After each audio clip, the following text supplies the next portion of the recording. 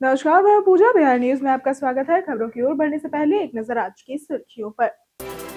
किसान पंजीकरण बढ़ाने के लिए बिहार सरकार देगी इनाम। 50% पंजीकरण वाले जिलों को मिलेगा 1.5 लाख रुपए।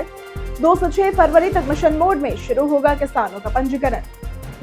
बिहार में अब 10 लाख से अधिक की जमीन रजिस्ट्री के लिए पैन कार्ड होगा अनिवार्य।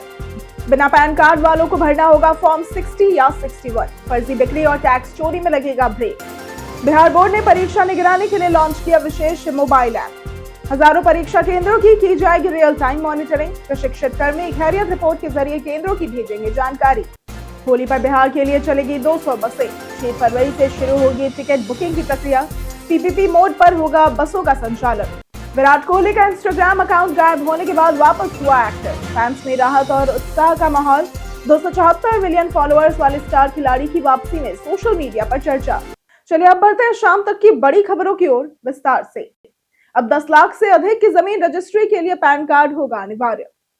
बिहार सरकार ने 10 लाख रुपए या उससे अधिक मूल्य की जमीन, प्लॉट, दुकान या मकान की रजिस्ट्री के लिए पैन कार्ड अनिवार्य कर दिया है। अब बिना पैन कार्ड के इस मूल्य की संपत्ति का निबंधन नहीं होगा। जिनके पास पैन कार्ड नहीं है उन्हें फॉर्म 60 या 61 भरना होगा। यह नियम शहरी और ग्रामीण दोनों क्षेत्रों में लागू होगा और नया कदम टैक्स चोरी रोकने, डिजिटल रिकॉर्ड मजबूत करने और फर्जी बिक्री या बेनामी सौदों को कम करने के लिए लिया गया है। इससे आम लोगों का भरोसा और सुरक्षा बढ़ेगी। सेमीकंडक्टर प्लांट लगाने वाले उद्यमियों को बिहार सरकार देगी लाभ। बिहार सरकार ने उद्योगों को बढ़ावा देने के लिए नई सेमीकंडक्टर पॉलिसी 2026 लागू की है। इसके तहत उद्यमियों को 1 रुपए में 1 एकड़ जमीन दी जाएगी और रजिस्ट्रेशन, स्टैंप तथा भूमि संपरिवर्तन शुल्क में भी छूट मिलेगी। प्रोजेक्ट की लागत के हर 100 करोड़ रुपए पर पूंजीगत सब्सिडी भी दी जाएगी और मुख्यमंत्री नीतीश कुमार ने इसे पूर्वी भारत में टेक हब बनाने और रोजगार सृजन के उद्देश्य से कैबिनेट में मंजूरी दी। ये नीति स्वास्थ्य, परिवहन, संचार, रक्षा और अंतरिक्ष क्षेत्र में सेमीकंडक्टर उद्योग को प्रोत्साहित करेगी और राज्य के आर्थिक विकास को गति देगी। बिहार बोर्ड ने परीक्षा निगरानी के लिए लॉन्च किया विशेष मोबाइल ऐप। बिहार विद्यालय परीक्षा समिति यानी कि बीएसईबी ने इंटर और मैट्रिक परीक्षाओं को कदाचार मुक्त और पारदर्शी बनाने के लिए इस वर्ष तकनीक का व्यापक उपयोग किया है। एक विशेष एग्जामिनेशन मोबाइल ऐप के जरिए हजारों परीक्षा केंद्रों की रियल टाइम मॉनिटरिंग की जाएगी। प्रशिक्षित कर्मी ऐप के माध्यम से अनुपस्थिति, निष्कासन, सामग्री उपयोग और फोटो त्रुटियों की जानकारी खैरियत रिपोर्ट के रूप में भेजेंगे। राज्य भर में 28 लाख से भी अधिक परीक्षार्थियों के लिए हजारों केंद्र बनाए गए हैं। उड़नदस्ता पदाधिकारी औचक निरीक्षण करेंगे। बोर्ड अध्यक्ष आनंद किशोर ने सख्त निर्देश दिए हैं। बेतिया में 31 जनवरी को लगेगा जॉब कैंप। बेतिया में बेरोजगार युवाओं को रोजगार देने के लिए 31 जनवरी को जिला नियोजनालय परिसर में जॉब कैंप का आयोजन होगा और ये कैंप सुबह 11 बजे से शाम 4 बजे तक चलेगा, जिसमें निजी नियोजक द्वारा शिक्षक के 20 पदों पर चयन किए जाएंगे। चयनित अभ्यर्थियों को 14,500 रुपए मानदेय और 3,000 रुपए रूम रेंट के तौर पर मिलेगा। कार्य क्षेत्र पश्चिम चंपारण जिले में रहेगा और जॉब कैंप में भाग लेने के लिए नेशनल करियर सर्विस पोर्टल पर निबंधन अनिवार्य है। अभ्यर्थी सीधे नियोजक से संपर्क कर आवेदन, बायोडेटा जमा कर सकेंगे। किसानों के 50% पंजीकरण पूरी करने वाले जिलों को मिलेगा इनाम। बिहार सरकार ने पीएम किसान सम्मान योजना में किसानों के पंजीकरण को बढ़ावा देने के लिए इनामी योजना शुरू की है।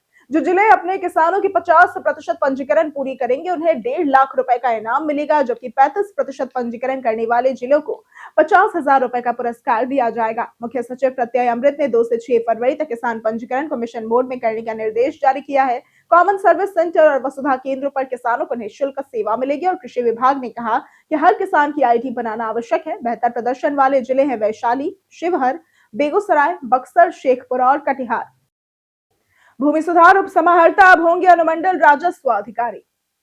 बिहार सरकार की राजस्व एवं भूमि सुधार विभाग ने बड़ा प्रशासनिक सुधार करते हुए भूमि सुधार उप समाहर्ता एवं समकक्ष पदों का नाम बदलकर अनुमंडल राजस्व अधिकारी कर दिया है। इस बदलाव से अधिकारियों की भूमिका और जिम्मेदारियां पहले से अधिक व्यापक हो गई हैं और अब वे केवल भूमि सुधार तक सीमित नहीं रहेंगे, बल्कि भू राजस्व वसूली, भूमि विवाद निपटारा, दाखिल खारिज, भू सर्वेक्षण पर्यवेक्षण, लोक भूमि संरक्षण, ई मापी और भू अभिलेखों के डिजिटलीकरण जैसे कार्य भी करेंगे। सरकार का उद्देश्य भूमि प्रशासन को अधिक पारदर्शी, प्रभावी और जनहितकारी बनाना है, जिससे भूमि से जुड़े मामलों का त्वरित समाधान हो सके। 23 फरवरी से 23 मार्च तक चलेंगी बिहार के लिए होली स्पेशल बसें। होली पर्व को देखते हुए बिहार के लिए 23 फरवरी से 23 मार्च तक करीब 200 होली स्पेशल बसों का परिचालन किया जाएगा और इनमें लगभग 50 एसी बसें शामिल होंगी, जो 10 से अधिक राज्यों से बिहार के विभिन्न शहरों के लिए चलेंगी। परिवहन विभाग के अनुसार 6 फरवरी से टिकट बुकिंग शुरू होगी और ऑनलाइन सुविधा भी उपलब्ध रहेगी। बसों का संचालन पीपीपी मोड पर होगा और सभी जरूरी दस्तावेजों की जांच के बाद ही अनुमति दी जाएगी। इन बसों से ट्रेनों में भीड़ से परेशान यात्रियों को बड़ी राहत मिलेगी। बिहार में कैथी लिपि दस्तावेजों का अनुवाद अब होगा आसान। बिहार सरकार ने पुराने कैथी लिपि में लिखे भूमि अभिलेखों के अनुवाद में आम नागरिकों की परेशानियों को दूर करने के लिए 29 प्रशिक्षित कैथी लिपि परामर्शदाताओं की एक सूची तैयार की है। इन परामर्शदाताओं को 5 दिवसीय विशेष प्रशिक्षण दिया गया है ताकि वे दस्तावेजों का तेज और सटीक अनुवाद कर सके। अब नागरिक स्वेच्छा से इन सेवाओं का लाभ ले सकेंगे, जिसमें प्रति पृष्ठ 220 रुपए ऑनलाइन भुगतान करना होगा। यह व्यवस्था भूमि से जुड़े मामलों में पारदर्शिता, त्वरित समाधान और प्रशासन पर जनता का भरोसा बढ़ाने में सहायक होगी। बिहार के शिक्षकों की ऑनलाइन निर्देशिका अपडेट करने की तिथि बढ़ी। बिहार विद्यालय परीक्षा समिति ने राज्य के प्लस 2 और माध्यमिक स्तर के स्कूलों में कार्यरत शिक्षकों की ऑनलाइन निर्देशिका अपडेट करने की तिथि बढ़ाकर 3 फरवरी कर दी है। शिक्षकों को अब अपने विवरण को biharboardonline.com पर अपडेट करना होगा और ये निर्देशिका इंटर और मैट्रिक की उत्तर पुस्तिकाओं के मूल्यांकन और अन्य गोपनीय कार्यों में उपयोग की जाएगी। कई शिक्षकों की जानकारी अभी अधूरी या त्रुटिपूर्ण है, जिसे सुधारने के लिए बोर्ड ने यह अवधि बढ़ाई है। आमस दरभंगा एक्सप्रेसवे से 7 जिलों की कनेक्टिविटी होगी मजबूत। आमस दरभंगा एक्सप्रेसवे पर दिसंबर 2026 से आवागमन शुरू होने की संभावना है और केंद्रीय सड़क परिवहन राज्य मंत्री अजय टम्टा ने संसद में बताया कि परियोजना का करीब 25% काम पूरा हो चुका है और आगे तेजी से निर्माण किया जा रहा है। 189 किलोमीटर लंबा ये एक्सप्रेसवे औरंगाबाद, गयाजी, जहानाबाद, पटना, वैशाली, समस्तीपुर और दरभंगा सहित बिहार के 7 जिलों से होकर गुजरेगा। इसके बन जाने से पटना व दरभंगा का सफर करीब 4 घंटे कम हो जाएगा। इससे व्यापार, आर्थिक गतिविधियों और नेपाल सीमा तक संपर्क को बड़ा लाभ मिलेगा। बिहार में 2 गैर प्रशासनिक अधिकारी बन सकते हैं आईएएस अफसर। बिहार सरकार के 2 गैर प्रशासनिक अधिकारियों को जल्द ही आईएएस अफसर बनाने का मौका मिल सकता है और इसमें डॉक्टर, इंजीनियर, सूचना सेवा, वित्त सेवा, श्रम सेवा, सहकारिता सेवा और अन्य राजपत्रित कैडर वाले अधिकारी शामिल हो सकते हैं। सामान्य प्रशासन विभाग ने सभी संबंधित विभागों के प्रधानों से अनुशंसा मांगी है। योग्य अधिकारियों के लिए शर्तें हैं कम से कम 8 साल का राजपत्रित अनुभव, 1 जनवरी 2025 तक उम्र 56 साल से कम और कार्य प्रदर्शन उत्कृष्ट होना चाहिए। ये कदम बिहार सरकार की प्रोत्साहन नीति और प्रशासनिक सुधार की दिशा में एक महत्वपूर्ण पहल माना जा रहा है। मधुबनी में मिथिला हाट का होगा विस्तार, पर्यटन और व्यापार को मिलेगा बढ़ावा। मुख्यमंत्री नीतीश कुमार के नेतृत्व में बिहार पर्यटन और उद्योग में तेजी से विकास कर रहा है। मधुबनी में मिथिला हाट का विस्तार किया जा रहा है और इसके लिए झंझारपुर अनुमंडल के अररिया संग्राम के पास 44 एकड़ जमीन अधिग्रहित की गई है। विस्तार में होटल, मॉल, दुकानें और अन्य बुनियादी सुविधाओं का निर्माण होगा। रिवर फ्रंट को भी विकसित किया जा रहा है ताकि पर्यटक मधुबनी पेंटिंग और रिवर फ्रंट का आनंद ले सके। ये परियोजना स्थानीय कलाकारों, हस्तशिल्पियों और व्यापारियों को रोजगार और आजीविका के नए अवसर प्रदान करेगी और क्षेत्र की वैश्विक पहचान बढ़ाएगी। शंभू गर्ल्स हॉस्टल मामले में एसआईटी ने हिरासत में लिए 6 संदिग्ध।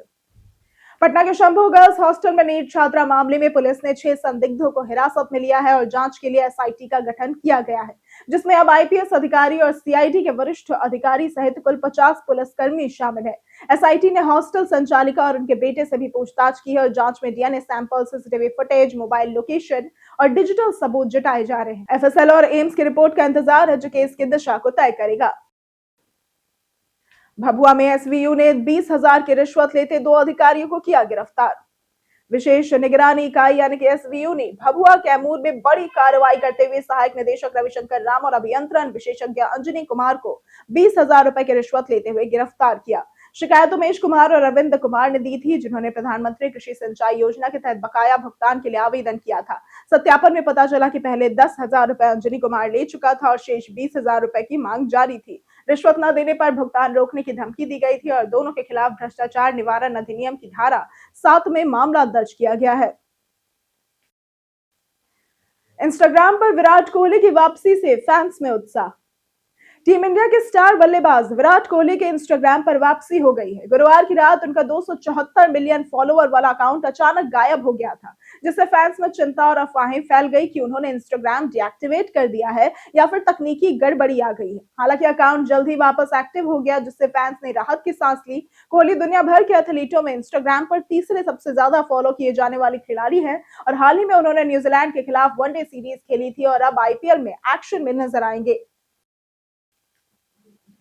बीते दिन हमारे द्वारा पूछे गए सवाल का जवाब आप लोगों में से बहुत लोगों ने हमारे कमेंट सेक्शन में लिख कर दिया है।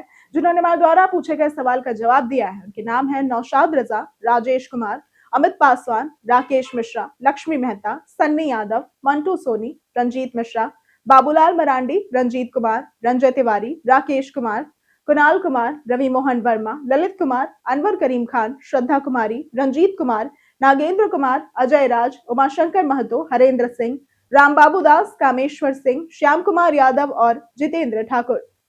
इसी के साथ बढ़ते हैं आज के सवाल की ओर। आज का सवाल है, क्या आप ऑनलाइन शॉपिंग और डिजिटल ट्रांजैक्शन को भरोसेमंद मानते हैं? आप अपना जवाब हमें हमारे कमेंट सेक्शन में लिखकर जरूर बताएं। आज के लिए सिर्फ इतना ही। बिहार की तमाम खबरों के साथ बने रहने के लिए देखते रहें बिहारी न्यूज। और साथ ही अगर आप यूट्यूब चैनल पर देख रहे हैं तो चैनल को सब्सक्राइब करें और अगर आप फेसबुक पेज पर देख रहे हैं तो लाइक और फॉलो जरूर करें।